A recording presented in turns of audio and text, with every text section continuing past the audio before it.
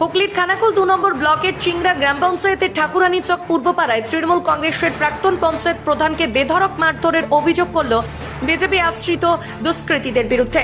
ঘটনাটি ঘটেছে সোমবার সকালে। এই ঘটনা এলাকায় রাজনৈতিক চাপানুতর, যদিও ঘটনার কথা অস্বীকার করেছে বিজেপির দাবি জনরোষের শিকার হয়েছে। জানা গেছে আক্রান্ত কার্তিক ঈশ্বর এদিন মেয়ের বিয়ের নিমন্ত্রণ করতে গিয়েছিলেন। এরপর ঠাকুরানী চকের কাছে তাকে বিজেপি আশ্রিত দুষ্কৃতীরা মারধর করে বলে অভিযোগ। এরপর আক্রান্ত তৃণমূলের প্রাক্তন প্রধানকে পরিবারের সদস্যরা উদ্ধার করে প্রথমে প্রাথমিক চিকিৎসার জন্য নিয়ে যায় খানাকুল গ্রামীণ হাসপাতাল, পরে আরামবাগ মেডিকেল কলেজ ও হাসপাতালে স্থানান্তরিত করা হয়। খবর পেয়ে প্রাক্তন প্রধানকে হাসপাতালে চিকিৎসার বন্দোবস্ত করে দেন তৃণমূল কংগ্রেসের আরামবাগ সাংগঠনিক জেলার চেয়ারম্যান স্বপন নন্দী। এছাড়াও উপস্থিত হয়েছিলেন জেলা পরিষদের সহ সভাধিপতি তথা রোগী কল্যাণ সমিতির চেয়ারম্যান কৃষ্ণচন্দ্র সাঁতরা। আক্রান্ত পঞ্চায়েত প্রধান তিনি অভিযোগ দায়ের করেছেন খানাকুল থানায়। ঘটনাটা ঘটেছিল আমার মেয়ের 18 ফাল্গুনের 18 বিয়ে। ও বেরিয়েছিল বিয়ের নিমন্ত্রণ দিতে। তারপর ওইখানে নিমন্ত্রণ দিতে গেছে, যাকে নিমন্ত্রণ করতে গেছে ও একটু মাঠে গেছে, বললো বসেছিল। তারপর ওরা হঠাৎ দেখে লোক ষড়যন্ত্র করে সব এসে একসাথে সব মারধর শুরু করলো। কারা মারধর করেছে? বিজেপির লোকেরা। কোথায় মারধর করেছে? ঠাকুরানী চক, ওই দীপঙ্করের ঘরের নিচে। কিসে করে মারধর করেছে? লাঠি, বাঁশ সব নিচে, শাবল, রড যা ছিল ওকে হাতের কাছে পেয়েছে, নিয়ে ঠেঙিয়েছে। একা নয়, ওরা দুজন ছিল। কে হয় আপনার? আমার স্বামী। আপনার স্বামীর নাম কি? কার্তিক ঈশ্বর, বাড়ি চিংড়া।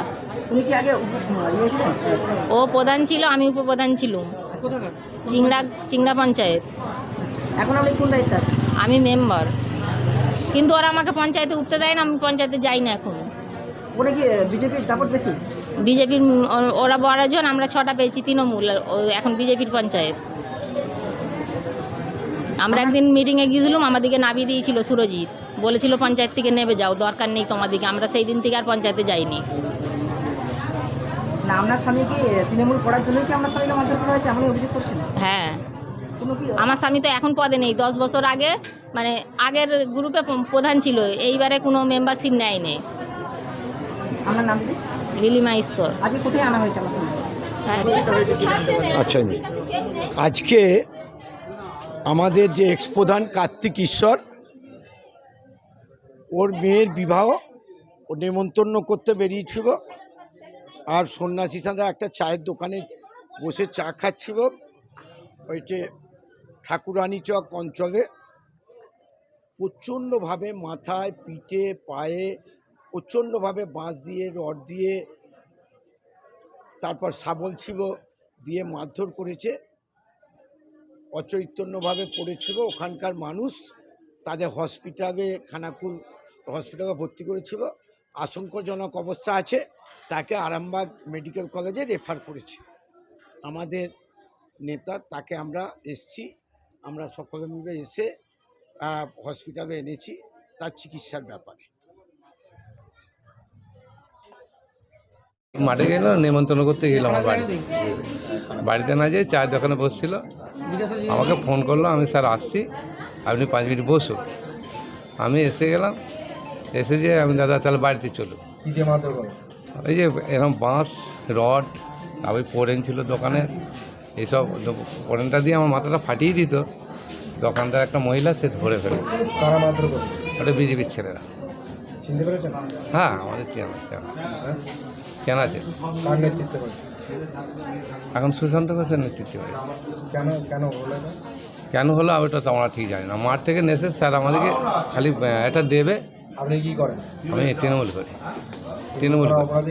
হ্যাঁ হ্যাঁ, ওইটাই। আমার নাম সন্ন্যাসী ধাম। আরামবাগ মতিলাল টেলিশপ ও স্যামসাং সার্ভিস সেন্টার, অনলাইন বা যে কোনো দোকানের থেকে সস্তা।